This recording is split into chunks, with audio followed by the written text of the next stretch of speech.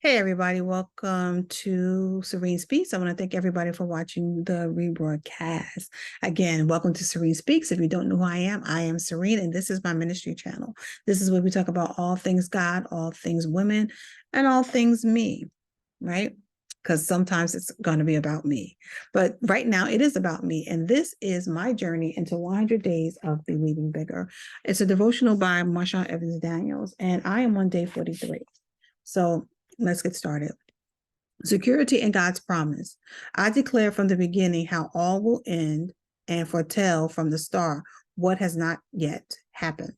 I decree that my purpose will stand and I will fulfill my every plan. Isaiah 46:10. We change our minds every single day, sometimes multiple times throughout the day.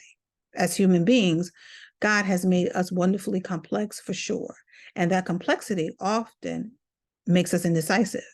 We think about everything, weighing the pros and cons. We evaluate the likelihood of outcomes and possibilities. But God doesn't think or operate the way we do. To the contrary, God says, "For my thoughts are not your thoughts, neither are my ways your ways my ways. As the heavens are higher than the earth, so are my ways higher than your ways, and my thoughts than your thoughts." Isaiah 55:8-9. In order for us to believe the promises of God, we have to first trust the character, nature, and unchanging essence of God. When God promises, he proves, he provides, and he follows through. Every purpose he has for me will stand. It cannot be thwarted. And every element of his plan will be fulfilled. How? Well, that part's none of my business. My job is to believe, to be obedient, and to step when and wherever he steers. This is a season that's going to require me to believe the promises of God like never before. You believe the blessing into being, or I believe the blessing into being. So the question of the day is, what promise or whisper from God have you struggled to believe will actually come to fruition?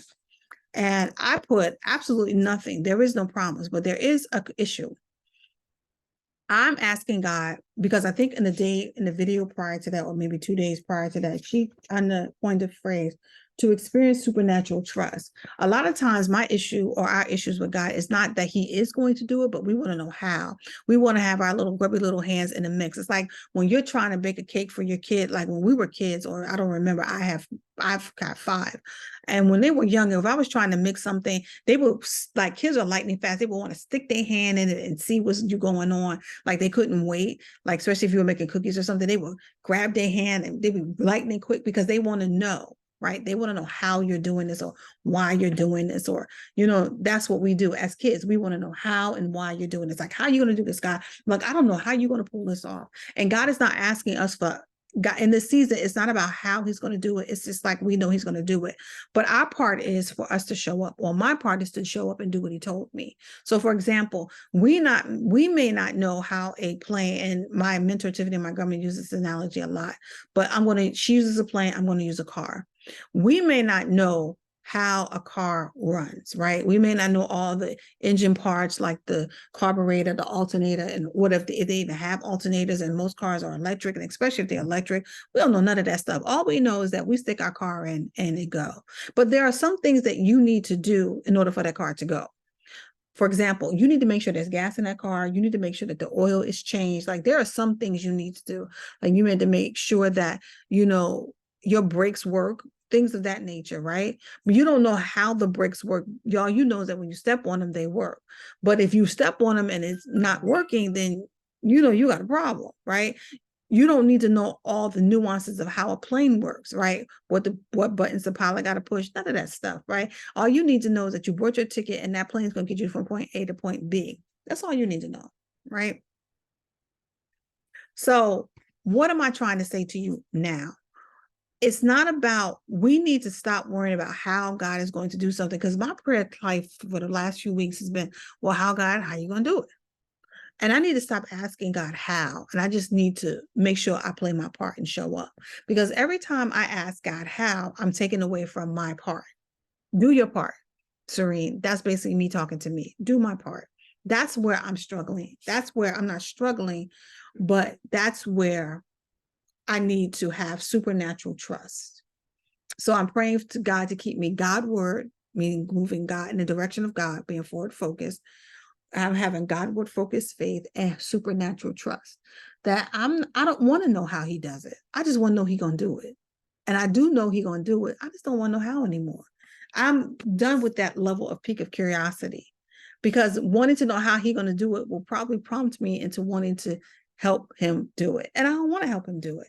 I want him to be God and I want me to be me. I want to play my position because I want God to play his. The moment I step out of my position and play his position, he moves out of his position because he's like, listen, boo, if you got this, you can do it. And I'm like, no, I ain't got this. So that's how I'm looking at this. So the prayer of the day is, Lord, I thank you for being a secure place for me to invest my trust and my heart's desires. You're unchanging. You mean what you say. Align my thoughts, my will, and my purpose and my plans with yours. I don't even want my stuff. Yes, I have to have a plan, but I want his plan and, to supersede my plan. So with that being said, that's the end of day 43. So if you're having issues, the promises or the words that you're struggling to believe will actually come into fruition, examine why. And then, have a conversation with God about it.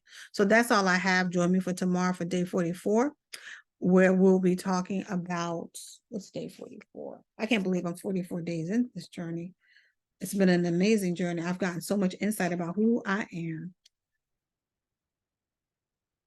And day 44 is forward focused, focusing forward.